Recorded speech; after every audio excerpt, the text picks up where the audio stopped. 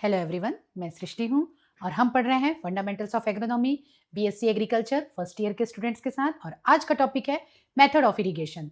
इस वीडियो में पर्टिकुलर हम सरफेस मेथड को डिटेल में पढ़ेंगे और बाकी के जो मेथड्स हैं वो हम नेक्स्ट वीडियो में पढ़ेंगे। ओके, चलिए फिर स्टार्ट करते हैं। Method of irrigation. Method of irrigation का मतलब हुआ कि सिंचाई की विधियां, हम किस किस मेथड से इरिगेशन देते हैं, किस मेथड का क्या एडवांटेज है, क्या डिसएडवांटेज है, ये सब हम डिटेल में पढ़ेंगे। तो सबसे पहले देखिए क्या है definition of irrigation method. Irrigation method is the way the water is applied to the cropped field. Cropped field में जिस माध्यम से, जिस तरीके से हम इरिगेशन दे रहे हैं उसी तरीका को हम कहते हैं सिंचाई की विधि या इरिगेशन मेथड। इसका एम क्या होता है? इसका एम होता है to apply water effectively with minimum losses.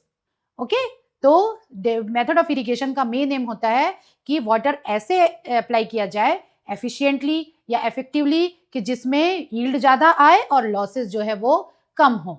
ये इसका एम होता है। और ऑब्जेक्टिव क्या है? Create a better environment for crop production. Irrigation के बहुत सारे मेथड हैं पर हर मेथड का मेन एम यही रहता है कि लॉसेस कम हो। हर किसान यही कोशिश करता है कि वो इरिगेशन अप्लाई करे तो लॉसेस कम हो, यील्ड ज्यादा हो, और वो कोशिश करता है वो जो मेथड से क्रॉप प्रोडक्शन के लिए एक बेटर इन्वायरमेंट हो और क्रॉप प्रोडक्शन हायर से हायर हो। तो ये हो गया डेफिनेशन ऑफ इरिगेशन मेथड। अगर आपसे क्वेश्चन पूछता है explain the method of irrigation, तो सबसे पहले आपको लिखना चाहिए डेफिनेशन, इसका एम, या आप डेफिनेशन में इसको ऐड भी कर सकते हैं। इसके जस्ट बाद आप लिख सकते हैं it aim to apply water effectively with minimum losses and its objective is to create better environment for crop production. तो इस तरह से आप तीनों को मिला के भी इसके बारे में लिख सकते हैं। तो इस तरह से आप इरिगेशन मेथड का डेफिनेशन कंप्लीट होगा। चलिए नेक्स्ट में चलते हैं। Classification of irrigation method. Irrigation method का क्लासिफिकेशन ये बहुत बार पूछा जाता है, ध्यान से देखिए। फर्स्ट है सरफेस मेथड, सतही विधि। सेकंड है सब सरफेस मेथड, उप सतही विधि। थर्ड है माइक्रो इरिगेशन मेथड, सूक्ष्म विधि, जिसके एग्जांपल है स्प्रिंकलर या ड्रिप। ठीक है, तो ये फर्स्ट हुआ, ये सेकंड हुआ और ये थर्ड। फर्स्ट है सरफेस मेथड, जब हम सरफेस में इरिगेशन देते हैं। सेकंड है सब सरफेस मेथड, जब हम सब सरफेस में इरिगेशन देते हैं। और थर्ड है माइक्रो इरिगेशन, जिसमें दो होता है, एक तो है स्प्रिंकलर और एक है ड्रिप। इसको हम डिटेल में और पढ़ेंगे। तो अभी हम देख रहे हैं कि तीन मेथड है, सरफेस, सब सरफेस, माइक्रो इरिगेशन मेथड। अगर आपको आता है क्लासिफिकेशन तो आप ऐसे कर सकते हैं।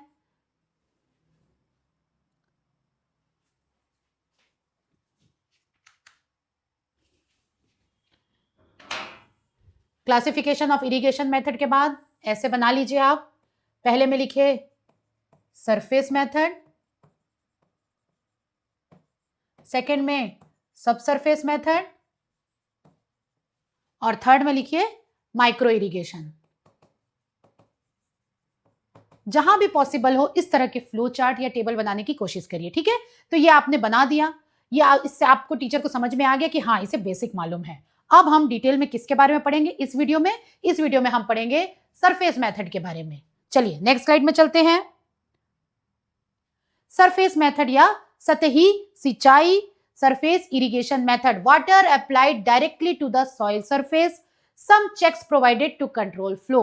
डायरेक्टली पानी को छोड़ दिया जाता है, हाँ कुछ चेक्स बनाए जाते हैं ताकि वाटर फ्लो को हम कंट्रोल कर सकें। इसके भी टाइप्स हैं, इनको ध्यान से देखिए। फर्स्ट है फ्लडिंग मेथड, सेकंड है चेक बेसिन मेथड, थर्ड है फरो इरिगेशन, फोर्थ है सर्ज में इरिगेशन और फिफ्थ है कोरिगेशन मेथड। ये 5 टाइप है, इनके नाम आप नोट कर लीजिए पहले तो, उसके बाद हम आगे बढ़ते हैं। सरफेस मेथड ऐसा मेथड है जब सरफेस में इरिगेशन दिया जाता है और कुछ चेक्स प्रोवाइड किया जाता है ताकि फ्लो को थोड़ा कंट्रोल किया जा सके। इसके टाइप्स हैं फ्लडिंग मेथड, नोट करते जाइए, check basin method, furrow irrigation method, surge method and corrugation method. Okay, तो ये हो गए इसके 5 टाइप्स। अब एक एक टाइप को हम डिटेल में देखते हैं। फर्स्ट हो गया फ्लडिंग मेथड। फ्लडिंग मेथड में क्या होता है? Water allowed from channels to entire field, ठीक है, और standing water present to shallow depth, less labour, very simple method, losses are very high, example lowland rice. ठीक है, क्या किया जाता है? फील्ड में पानी को एज सच छोड़ दिया जाता है बाढ़ की तरह, इसलिए इसे बाढ़ विधि भी कहते हैं। ठीक है, उसके बाद फिर कुछ शैलो डेप्थ तक पानी उसमें भरा रहता है। इसमें एडवांटेजेस क्या है? लेस लेबर लगता है, ठीक है, क्योंकि कुछ नहीं करना है, पानी एक साथ छोड़ देना है, बहुत सिंपल मेथड है। पर डिसएडवांटेजेस क्या है ये हम देखेंगे। इसके एडवांटेजेस है और इसके ये डिसएडवांटेज है। डिसएडवांटेज क्या है, लॉस बहुत हाई होता है क्योंकि कहीं पे भी वाटर मूवमेंट का कोई कंट्रोल नहीं है, पानी बह रहा है, कहीं पे एक्सेस है, कहीं पे लेस है, तो एक तो अनइवन है और दूसरा लॉसेस है। और इसका बहुत अच्छा एग्जांपल है लो लैंड राइज, जिसमें हम पडलिंग करते हैं, जिसमें क्या किया जाता है, ब्रॉडकास्टिंग फ्लडिंग मेथड से पानी छोड़ दिया जाता है और फिर उसी में राइस को लगाया जाता है और पडलिंग की जाती है। तो ये हो गया आपका फ्लडिंग मेथड या बाढ़ विधि। अब हम नेक्स्ट में चलते हैं। ये देखिए आप, ये है फ्लडिंग, ये राइस की क्रॉप लगी हुई है, पानी एक साथ छोड़ दिया गया है, पानी भरा हुआ है, ये होती है फ्लडिंग मेथड या बाढ़ विधि। नेक्स्ट है check basin method. Check basin method में क्या होता है, field is divided into small plot surrounded by berms. ऐसे फील्ड को कुछ बड़े बड़े प्लॉट्स में डिवाइड कर दिया जाता है, surrounded by small berms, this are the berms. हर चेक के चारों तरफ, हर चेक बेसिन के चारों तरफ बर्न्स हैं। ओके, तो इस तरह से बर्न्स में इसको कंप्लीटली ऐसे कवर कर दिया जाता है। और बेसिन साइज क्या होता है, 10 to 25 मीटर स्क्वायर। और इसका बहुत अच्छा एग्जांपल है ग्राउंडनट और वीट। ठीक है, तो चेक बेसिन मेथड क्या होता है, तो you should write properly, not like this. You should write in 2 or 3 sentences. It is the method of irrigation in which the whole field is divided into small plots and each plot is surrounded by burns where the basin size is 10 to 25 meter square. And best example of check basin method is groundnut और wheat. इसको हिंदी में कहा जाता है चौकोर विधि। अब हम इसके एडवांटेजेस और डिसएडवांटेजेस देखते हैं। ये देखिए, ये इसका फिगर है, यहाँ बर्न्स है और ये जो है ये लगे हुए हैं चेक्स हैं। ठीक है, ये चेक बेसिन मेथड है, ये अलग अलग प्लॉट्स हैं, स्क्वायर प्लॉट्स हैं और इसमें बंड्स लगे हुए हैं। ये बंड क्या करता है, पानी को रोकने का काम करता है और यहाँ पर पानी, यहाँ पर इसको इरिगेशन दिया जा रहा है। अब इसके एडवांटेजेस क्या हैं, यूजफुल फॉर लीचिंग सॉल्ट्स। ठीक है, इरिगेशन हम देते हैं और वो इरिगेशन वाटर क्या है, सॉल्ट को लीचिंग करने में हेल्प करता है। रेनफॉल कैन बी कंजर्व, क्योंकि ये चेक्स बने हुए हैं और बंड्स है चारों तरफ, तो रेनफॉल का पानी इसमें हम कंजर्व कर सकते हैं। reduces soil erosion due to the burns, it reduces soil erosion. high application and distribution efficiency, application और distribution efficiency बहुत अच्छी होती है और लॉसेस जो होते हैं वो कम होते हैं। ये इसके एडवांटेजेस हैं, आप ध्यान में रखिए। कई बार चेक बेसिन का एडवांटेजेस और डिसएडवांटेजेस पूछा जाता है, इसलिए मैंने ये डिटेल में भी बनाया है। सबसे पहले लीचिंग लॉसेस को कम करता है, रेन फॉर वाटर कम कर सकते हैं, हम कंजर्व कर सकते हैं क्योंकि हम यहाँ पे बर्न्स बना रहे हैं। सॉइल इरोजन कम हो सकता है क्योंकि बर्न्स हैं और इसकी एप्लीकेशन एफिशिएंसी हाई होती है और डिस्ट्रीब्यूशन एफिशिएंसी भी हाई होती है। ओके, लॉसेस इसमें कम होते हैं। अब इसके लिमिटेशंस क्या हैं, इसके कुछ लिमिटेशंस भी हैं, जैसे कि bunds hinder movement of implements. हर एक प्लॉट के बाद बंड है, तो ये बंड क्या है, मूवमेंट ऑफ इम्प्लीमेंट्स को हिंडर करता है, रोकता है और इस तरह से बहुत सारी एग्रीकल्चर एग्रोनॉमी प्रैक्टिसेस में ये बाधा बनता है। फिर है occupies space in ridges and channels, जो रिजेस हैं और चैनल्स बने हुए हैं उसमें स्पेस ऑक्यूपाई हो जाता है। लेबर रिक्वायरमेंट हाई है क्योंकि हर एक 10 मीटर स्क्वायर में आपको बंड बनाना है। ठीक है, not suitable for crop sensitive to wet soil, जो क्रॉप्स वेट सॉइल के लिए सेंसिटिव हैं उनके लिए बेटर नहीं है क्योंकि बंड बनने के बाद फिर वहां पर पानी भर जाता है। ये हो गए इसके डिसएडवांटेजेस या लिमिटेशन, या आप नोट कर लीजिए। 4 पॉइंट है इसमें। बंड जो होता है वो इंप्लीमेंट के मूवमेंट को हिंडर करता है, occupy spaces for ridges and channels and furrows, higher labour requirement, not suitable for crops which cannot grow in wet soil. Next है फरो इरिगेशन, इसे हम कहते हैं मेड़ नाली irrigation. It is generally used in row crops, ऐसी crops जो rows में हम ग्रो कर रहे हैं उसके लिए बेस्ट मेथड होता है। फरोज फॉर्म बिटवीन क्रॉप रोज, 2 रोज के बीच में फरो बना दिया जाता है और इसी फरो में क्या करते हैं, हम इरिगेशन वाटर देते हैं। ये देखिए, ये फरो बना दिया, यहाँ दिया पानी, ये फरो बना दिया, यहाँ दिया पानी, तो इसी फरोज में है जो इरिगेशन वाटर दिया जाता है। Water infiltrate soil and spreads laterally, water यहाँ पर जाता है और दोनों तरफ फैलने लगता है, तो फैल के ये कहाँ जा रहा है, इस क्रॉप के रो में जा रहा है।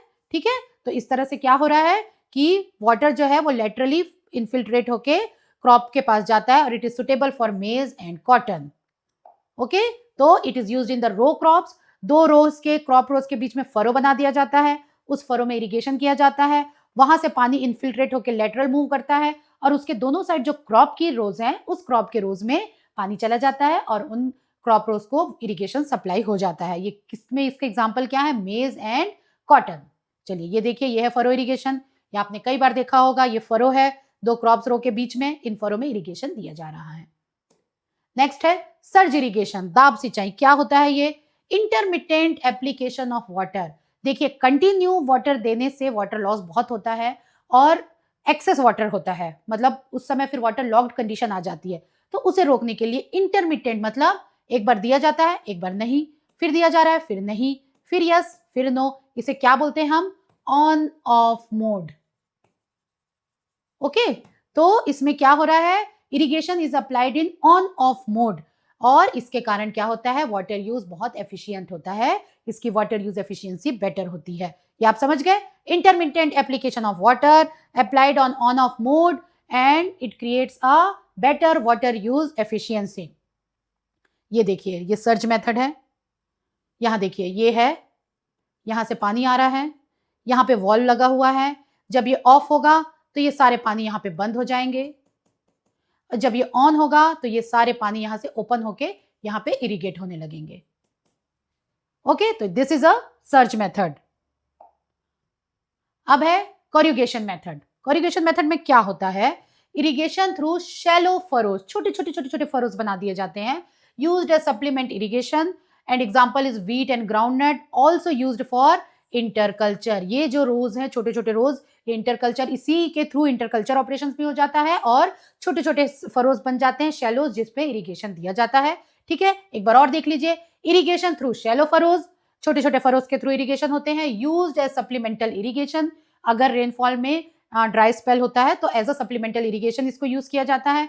एग्जांपल है wheat and groundnut and also it is also used for interculture. जब फरो बनाते हैं उस समय इंटरकल्चर ऑपरेशंस भी साथ में हो जाते हैं। तो ये हो गया आपका कोरिगेशन मेथड और इसका फिगर देखिए, बहुत छोटे छोटे छोटे छोटे ये बने हुए हैं, ये सारे क्या हैं? कोरिगेशन मेथड के फिगर है। ठीक है, तो यहाँ पे हमने पढ़ लिया सरफेस मेथड, जिसमें हमने क्या क्या पढ़ा? Flooding method, check basin method, furrow method, surge method and corrugation method. तो ये 5 जो हैं सरफेस इरिगेशन के टाइप्स हैं। ठीक है, अब नेक्स्ट में हम सब सरफेस पढ़ेंगे, तो अभी तक का जो है इसको अच्छे से नोट कर लीजिए क्योंकि ये अभी भी काम आएगा, बाद में भी काम आएगा। और दूसरा चेक बेसिन मेथड, सब सरफेस मेथड में चेक बेसिन मेथड सबसे इंपॉर्टेंट है, तो उसका फिगर, उसका पैरामीटर्स और उसके डायमेंशंस और उसके एडवांटेजेस और उसके लिमिटेशंस, ये सब आप ध्यान में रखिए। अच्छा, फिगर भी जिसमें हो सके बनाने की कोशिश करिए। चेक बेसिन में बहुत इजी है, आपको स्मॉल स्क्वायर प्लॉट्स बनाना है, आप प्लॉट्स बनाइए, यहाँ बंड्स दिखाइए, यहाँ पे इरिगेशन वाटर दिखाइए, इतने में हो जाएगा जैसे मैंने बनाया था। ठीक है, तो चेक बेसिन अगर मेथड आपसे पूछा जाता है तो उसमें कोशिश करिए कि आप फिगर बनाएं। ठीक है, तो ये चैप्टर, ये टॉपिक यहाँ पर खत्म करते हैं, नेक्स्ट टॉपिक में अपन फिर मिलते हैं, तब तक बेस्ट ऑफ लक। अगर आपने सब्सक्राइब नहीं किया तो सब्सक्राइब कर लीजिए और अपने दोस्तों के साथ शेयर करिए। ओके।